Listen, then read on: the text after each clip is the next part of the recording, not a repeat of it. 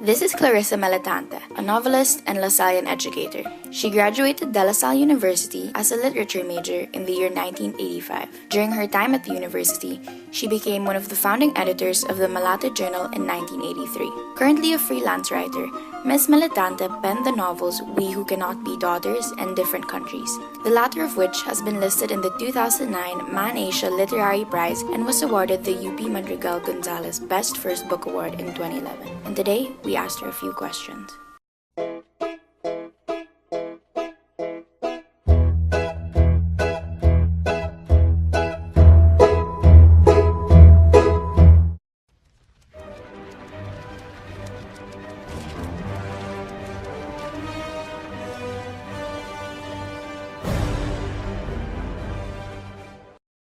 Hi, Miss. Hi. We're from the Dream Team and we want to ask you a couple of questions. Is that okay? Yeah, okay. Okay, let's start. What's your favorite book? That's really tough. My favorite book is the current book I'm reading. I don't have one favorite. Right now, I'm reading Madeleine Thien's Don't Say We Have Nothing. Okay. Before you entered college, what made you decide to study literature and were you very sure about it? Not really. Arriving at the decision of taking up literature was a result of several mistakes, missteps in submitting my application form. It's really quite an amusing story, but I think it's serendipity. I think I'm now, in hindsight, I meant to take up literature. Because my first plan was really to take up communication arts. That didn't pan out. Then I submitted, I thought that I submitted an application form to the Philippine Studies Department. And then when I arrived there on the day of the interview, I found out that my application form, I submitted it to the literature department and I was going to be interviewed by none other than Dr. Isagani Cruz. So, okay, why not? So I went to the room and got interviewed and I passed. I was accepted, so yeah. That's amazing. In one of your novels, Different Countries, which we'll discuss later on, you have a character named Catherine who is a writer, such as yourself. We saw how she told stories to the children she wanted to help and how determined she was to tell the story of Nora and her missing aunt. With that, what do you think is your role as a writer in our society? Basically, to write. You're a writer, your role is to write. Of course, yung role pa doon papasok sa kung anong isusulat mo. So, iba pa usapin yon tungkol sa magiging papel mo sa lipunan. But you're a writer, you write. Right now, as a teacher, do you feel like teaching, conversing with students, and all the experiences that come with it complement your writing? Yeah, I love to have conversations with young people because it gives me a lot of ideas. Not necessarily all the ideas will go into my writing, but just meeting a lot of people, being in a different environment and meeting people with various ideas, different personalities, iba-iba ang trip. So, yeah. Who is your favorite writer and why? Dostoevsky, Russian novelist, and Franz Kafka. Franz Kafka I still love his works, and I still teach his works. I hope one day to have a novel that would be award the Franz Kafka Award. Oh my God. Huh?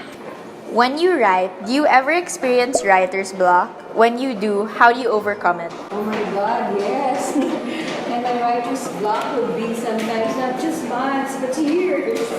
Especially when you're writing a novel. One is to be patient, one is to be into the process. And it's not just, don't think of when I'm going to end because that would be frustrating. Do you have a certain place where you like to write? Well, when I was writing the first two novels, I was not really working full time, so I would go a lot to coffee shops. No? But sometimes I would just write in my room. No? How many unpublished or half-finished works do you have? Right now, I'm working on my third novel. Ooh, Yeah, to finish that by early next year. great. Looking forward to it. So instead of maybe a poem or a short story, why did you choose to write a novel? Nung I started writing We Cannot Be Daughters, no? It just started as an idea, as a plot, then became a novel. I can't say, parang, yeah, so now it's what I want to write. No? Maybe because I cannot tell a story in just 3 to 4 pages. Maybe I need the whole novel to tell a story. So amongst your works, we will be focusing on the two, We Who Cannot Be Daughters, and most especially your debut novel, Different Countries. Who or what inspired your piece? So, and then I was thinking, how will I start? Like, meron ng mga characters in mind. But what really triggered the beginning of the writing, I still remember, when I was in UP, nasa UP Chibak, suddenly I saw these 2 young boys, nagpupunot sila ng basura, na nag-ipon, and I knew that they're gonna sell these, no? And suddenly it came to me na the only way I can tell this story is from the point of view of kids. So that's when the novel started. Kasi nung una parang, paano ba ito susulat tungkol sa mga nawala ba talaga, tungkol ba ang mga characters pa, yung mga estudyante, mga aktivista. But I can't get to seem to really write it, ng ganon. So, nung nakita ko yung mga bata, kailangan ko sa jeep, yes, this story has to be told from the point of view of young people, of kids. Kaya, si Nora and Joaquin. Why do you choose to include a recurring theme of environmental issues into your works, including your plays sa loob at sa labas ng Bayang Uling, such as illegal logging and coal mining? Yeah, because it's part of my work. I'm also involved with another non-government organization. I'm aware of these issues, so somehow they come into play when I look for stories or when I think of stories. Aside from that, another important theme we noticed in your books is that of feminism. It seems that the plot is centered on women. This can even be seen in how Dante and Estella have 4 daughters. Why is this significant to you? Yeah, of course. I'm a feminist. That's why my novel should be feminist as well. Does having your own family affect your writing? Yes. There was a time that I wasn't really writing. A lot of heartbreaking events. But yes, it also affected me in a positive way. Kasi yung husband ko, when I was already beginning to write again in 2001, he knew that I couldn't write by working full-time, so he supported me. You can go part-time and write just to job on the side. But the only thing I would ask from you, he said, is that whatever I could provide the family, let's be comfortable with that. That's why. For those years that I wasn't working full time, I was able to write. So I think really yung kaaway ng manunulat, wala akong panahon na magsulat, Like us now, we have to teach, we have to attend to a lot of things. Is that related to how your novels are mostly about families? Oh, I'm not sure. Probably, So, siguro kung ano yung nandun, Ano yung influence ng past, ano yung nasa subconscious, sa consciousness, Parang lahat pumapasok. On a darker note, spoiler alert, in Different Countries, why did you choose to kill Nora's character, the child? That question again. Why did you kill? It's not the first time that was asked. When I was writing that scene, I was at that very particular moment, when Catherine and Nora were at the foot of the mountain, and Nora was deciding whether she would go back up to the mountain or not. I was also struggling. So what would you do? What would happen? What would your decision be, Nora? Putting myself into Nora, I felt that would be her decision to go back, because the family, the friends, the closest relations were there. So it would make sense to her. So So I did not kill her.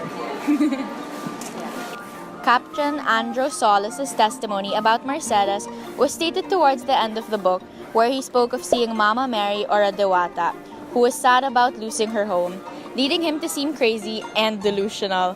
Why did you choose to write the character that way? I didn't want to be very stereotypical, no? Na pag-soldier, masama. So I had to give the soldier, Andrew, a background, no? Kung anong klaseng tao siya, kung anong pinanggalingan niya, no? Kung paano siya mag-isip, no? Bakit siya nagkaganon. No? So, hindi lang siya dapat na cardboard character or stereotypical. So, I noticed some pronouns and grammar that were not quite fitting for the sentence. I was just wondering, was that intentional to the story or were they just typos? I'm not supposed to talk about this, but yeah, there were a lot of those in that book na hindi na correct ng copy editor or ng proofreader. Now for the characters, which one from different countries do you identify with the most? I was mostly drawn to and was really affected, no, to the sarili kong character na nilot ako, to the daughter who was sent to the Culion Island because of her leprosy during the time of the American period. What's her name? Yeah, Teresa. You know, when it was her scene that I would be writing and rereading, I would really cry. You know, I would really be affected by her situation, by that being disconnected from the people you love. So, not really identify with, but I was really affected by her. Different countries made Sir Alquisola cry. What was the last book that really made you cry? What affected me recently was yung Palahiri's book, no? Lowland Valley, no? In line with different countries, what is your favorite country? I also recently fell in love with Bali. I think I would be able to write there. I told my husband, paparinig ako, I think I would like to come back here and write here if somebody will support my stay. What's one word you wish people would stop using? Now, the Lodi and the, what's the other one? Yeah, especially that. What's one book that you think everyone should read before they die, if not your book? Yeah, I always tell my students read Franz Kafka. If you've read The Metamorphoses, then you're good. What advice do you have for aspiring writers? First, I think is to read. Read. You know, that's how you're introduced to words. No? That's how you gain the love for words. No? And if you're surrounded with words, and if you're in love with words, I mean that's the path to writing, to love words. No? What do you think is the importance of literature and creative expression in the Philippines, especially in the 21st century? Oh my God, nobody pays attention anymore to literature. Look at the courses that they're cutting off now. But, well, I'll just base it on my experience. No? Really, I find most of my questions in life about society, even about politics, in literature. What piece of advice would you give to a 15-year-old Clarissa Militante? Be fun, have fun, don't be so grim and determined. The 15-year-old Clarissa was so serious, was so anxious about life. So our prof, Vijae Alquisola, describes you as motherly. What's one word to describe Vijae Alquisola? He's a good friend, really good poet, fun. Last question, miss. Are you ready for this? Oh my God, what? In 3 words, who is Clarissa Militante? Still evolving, having fun, still raring to write more novels. Okay. It's a lot of words. Bye, miss. Bye.